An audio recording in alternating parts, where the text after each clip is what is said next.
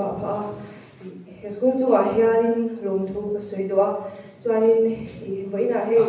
ashen chu company shia te in oma chen chu shia to lo lu thar te po in oma za far ta